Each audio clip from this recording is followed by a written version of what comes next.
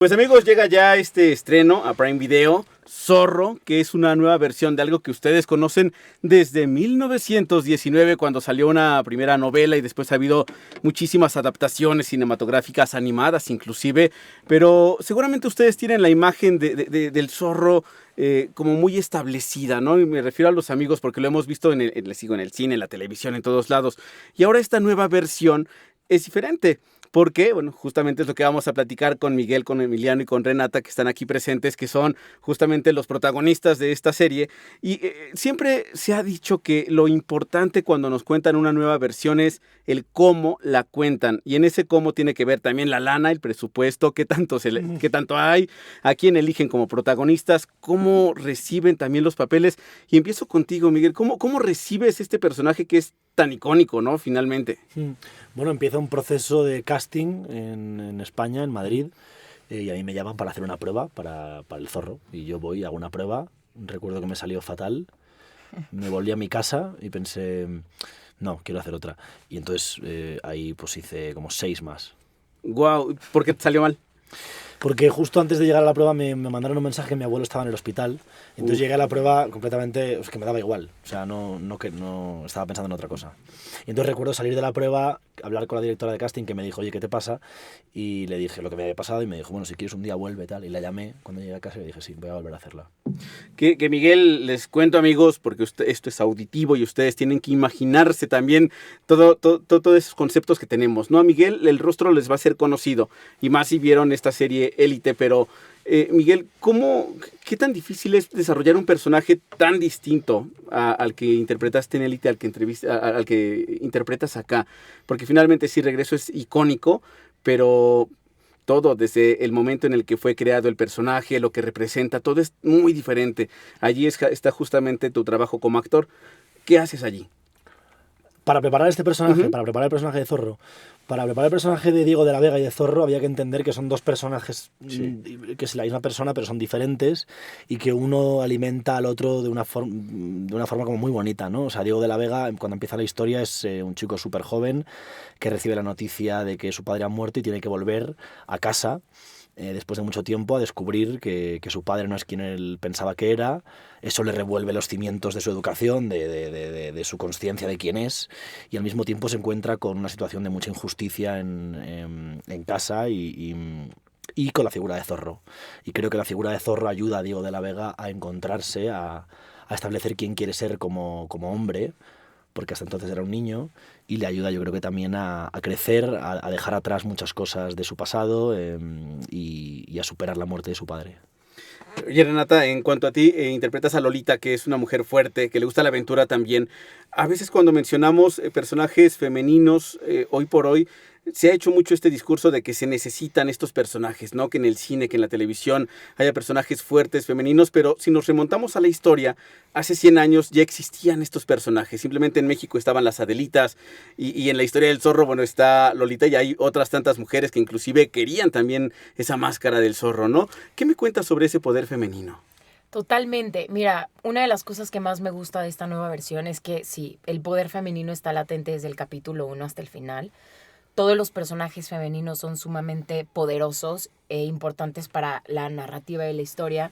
Y algo que, como bien dices, siempre han existido, o sea, estas mujeres, ¿no? Estas mujeres fuertes, poderosas y tal, simplemente creo que eran representadas de maneras muy diferentes, ¿no? O existían códigos sociales en los que tenías que encajar en cierto molde, en cierto estereotipo. Y ahora lo que estamos haciendo las mujeres es romper con todos esos moldes, romper con todos esos estereotipos. Y lo que me encanta a mí de Lolita es que a pesar de vivir en esa época, es una historia contada en esa época, ella es una mujer moderna y adelantada a su época y que no se deja como, no deja regir su vida por esos códigos sociales que existían, ¿no? Las mujeres se tienen que comportar de tal manera o vestirse de tal manera o actuar de tal manera.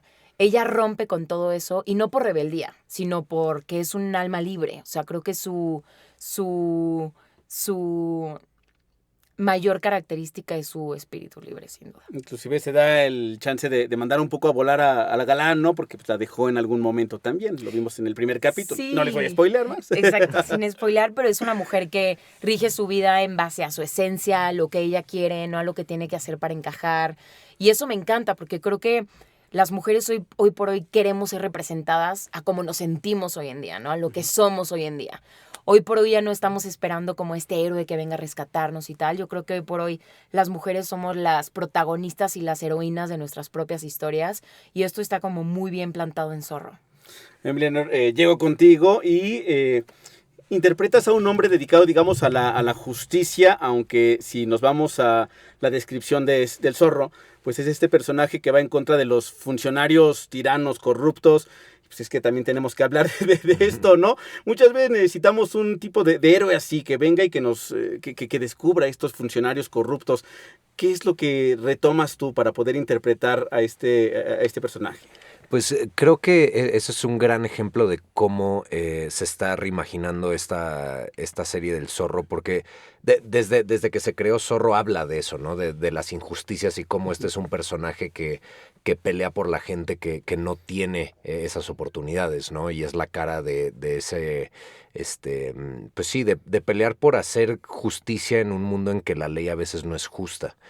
Y eso pues es algo que resuena desafortunadamente hasta hoy en día muy fuerte, ¿no? Y para nosotros fue muy importante generar una historia que siempre, o sea, sí es ficcionada en el sentido de que es este héroe, ¿no? En 1800, pero no le estamos abordando desde un punto del cómo era antes, ¿no? Un cliché del héroe y el malo es el malo porque sí, y eso sí no es entender el punto de vista de cada quien. Como bien dices, mi personaje es alguien que por encima de todo está la justicia para él, pero a través de la ley. Y es cuando llega el personaje del Zorro que poco a poco lo hace cuestionar si está peleando por el bando indicado o si está llegando a la justicia que él quiere a través de la ley, ¿no? Entonces, para mí creo que eso es algo que bien lo mencionabas antes, ¿no? El personaje de Nalin, interpretado por Dalia Shikwat, es impresionante porque es este nuevo personaje femenino que se cuestiona de por qué alguien va a ser el Zorro y no yo, que yo estoy peleando a través de pues toda la vida para ese símbolo, y por qué va a llegar alguien externo a pelear por algo que me pertenece a mí. Entonces creo que es algo muy interesante que a través de muchos puntos de vista igual de válidos, dependiendo cómo lo quieras ver, se cuenta una historia muy, muy dinámica. Miguel, para hacer este personaje, ya nos comentabas cómo fue este proceso, pero ¿leíste la novela de 1919 o qué conocías antes y en qué te sumergiste después para poder realizar este personaje? ¿O viste las películas de Antonio Banderas Sí, o alguna serie animada? Un poco de todo, o sea, leí varios cómics, vi las películas de Banderas otra vez porque ya las había visto. Uh-huh. Y bueno, y un poco informarse, ¿no? de la historia también real de lo que estaba pasando en ese momento en Los Ángeles, el tipo de cultura, esa mezcla cultural que había. Esto fue mucho hablar con el creador de la serie, con Carlos Portela, con los directores, que en ese momento estaban muy informados. Y bueno, y entender un poco en qué momento está el lugar donde Diego de la Vega llega y qué está pasando.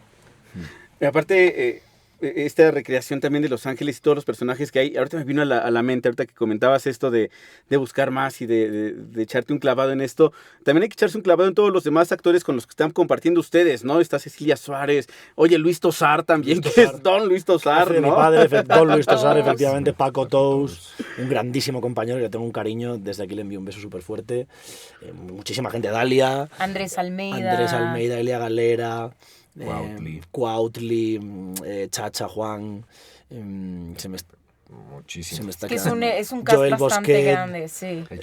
El Charrito. Y me estaré dejando gente. Lo que pasa es que justo a eso iba. Hace rato empezábamos la plática justo con el cuando te cuentan una historia que ya conoces. Aquí lo importante es el cómo te lo cuentan, pero en el cómo es a quienes eligieron y el cast es. Sí. Y aparte también en este cómo es una serie, entonces hay más profundidad en cada una de las aventuras de los personajes. ¿Qué es lo que tú le pedirías al público que dice, bueno, es que esta historia ya la conozco?